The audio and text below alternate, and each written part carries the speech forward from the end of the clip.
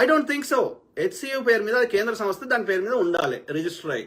లేకపోతే ఇప్పటికైనా నేను ఏమంటున్నా, ఒకవేళ అక్కడెక్కడ లోపం జరిగితే ఇప్పటికైనా హెచ్సియు యాజమాన్యానికి చెప్తున్నా, ఆ మిగిలిన భూములు ఎంత ఉన్నా సరే అది హెచ్సియు పేరు మీద రిజిస్టర్ చేయమని కొట్లాడండి. చేయాలంటే చూద్దాం రేవంత్ రెడ్డిని.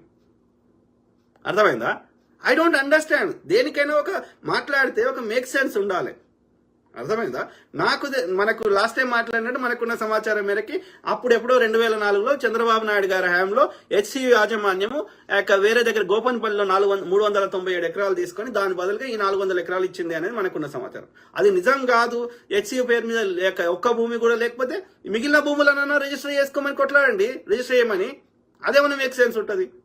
కానీ ఎక్కడ అభివృద్ధి చేస్తామంటే సుప్రీంకోర్టే హైకోర్టు అది భూములు ప్రభుత్వాన్ని అని తీర్పిచ్చి సుప్రీంకోర్టు కూడా తీర్పిచ్చినాక హెచ్సియు యాజమాన్యం కోట్ల ఆ యొక్క ఇది మా భూములు అని వాళ్ళకి అక్కడ ట్రయల్ చేసినప్పుడు ఆ యొక్క వాళ్ళకి ఇది మా భూములు అని వీళ్ళకి హెచ్సియు వాళ్ళు కౌంటర్ ఇవ్వలేదా?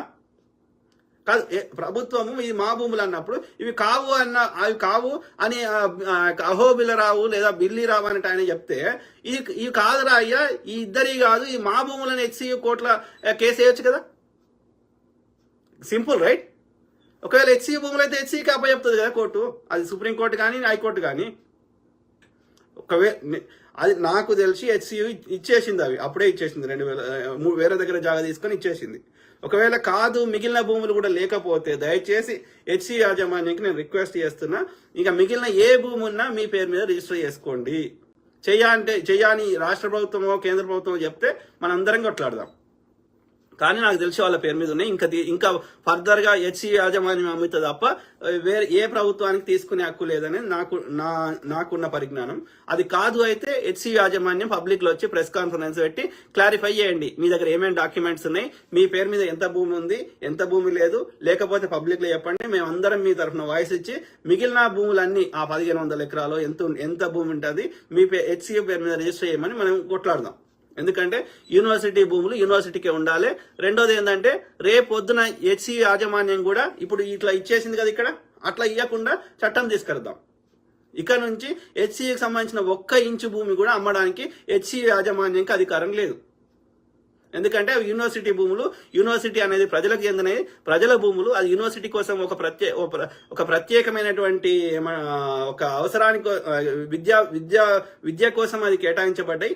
ఇక నుంచి ఫ్యూచర్ లో ఏ కారణం చేతైనా ఈ హెచ్సియు యూనివర్సిటీకి చెందిన హైదరాబాద్ సెంట్రల్ యూనివర్సిటీకి చెందిన భూములని అమ్ముకునే హక్కు రాష్ట్ర ప్రభుత్వాలకు కానీ అట్లనే హెచ్సియు యూనివర్సిటీ యాజమాన్యానికి కానీ లేకుండా ఉండే విధంగా చట్టం తీసుకురండి.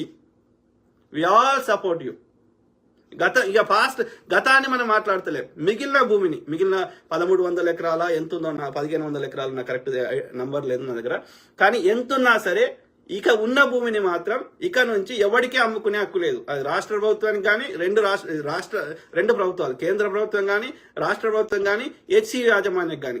ఎందుకంటే అది ఒక స్పెషల్ పర్పస్ కోసం, ఒక పవిత్రమైన విద్యా విధానం కోసం కేటాయించినప్పుడు రేపు ఫ్యూచర్ లో ప్రభుత్వాలు కానీ లేకపోతే హెచ్సియు యాజమాన్యం కానీ వాని స్వార్థం కోసం అమ్మేసుకున్నాడు అనుకో, యూనివర్సిటీ లేచిపోతుంది కాదు కదా.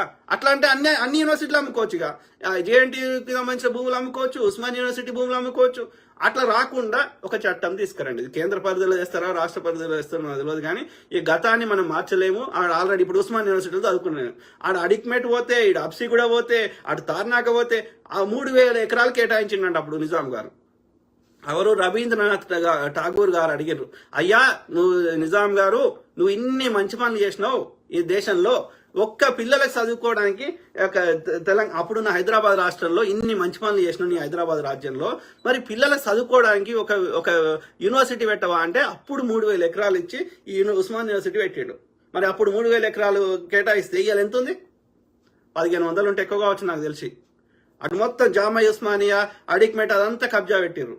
ఇక్కడ ఏది ఇటు మన అప్సి కూడా ఈ రామంతాపూర్ ఇటు సైడ్ పెట్టిర్రు. మొత్తం ఉస్మానియా యూనివర్సిటీ చుట్టూ పెట్టిర్రు.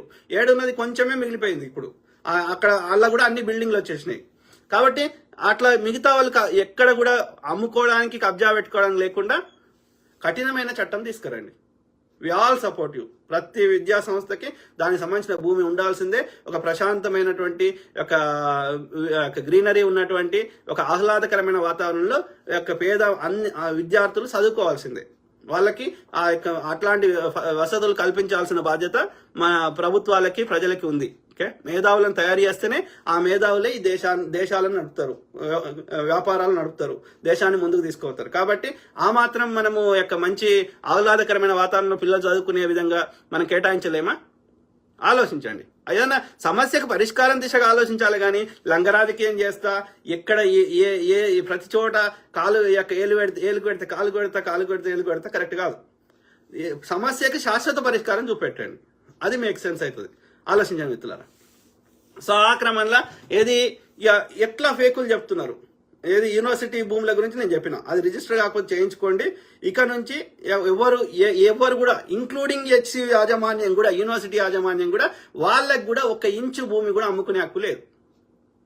ఇంకా దానికి కావాల్స్తే ప్రహారీ గోడలు కడతారా, కంచెలు కడతారా, చుట్టూ వాకువేలు కడతారా, ఏం చేస్తారో మాకు తెలియదు.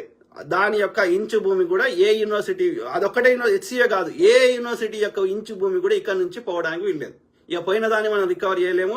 అది కోర్టులు ఉంటాయి, కేసులు ఉంటాయి, అది వర్కౌట్ కాదు. ఇక ఎవడు అమ్మిండో ఎవడు కబ్జా పెట్టిండో, అప్పుడున్న ప్రభుత్వాలు వాళ్ళు చిల్లర తీసుకొని వాళ్ళు అట్లా చేసిరో మనకు తెలియదు. కాబట్టి ఇక గతం పోతలేం. కానీ అయితే ఈ హెచ్సి భూములకు సంబంధించిన మన దగ్గర ఉన్న వీడియోలు కొన్ని షేర్ చేస్తా, చూడండి. ఓకే, అలా ఎన్ని ఫేక్లు ఉన్నాయి, ఎన్ని నిజాలు ఉన్నాయి, దానికి సంబంధించిన వాస్తవాలు ఏందో మనకున్న సమాచారం షేర్ చేద్దాం.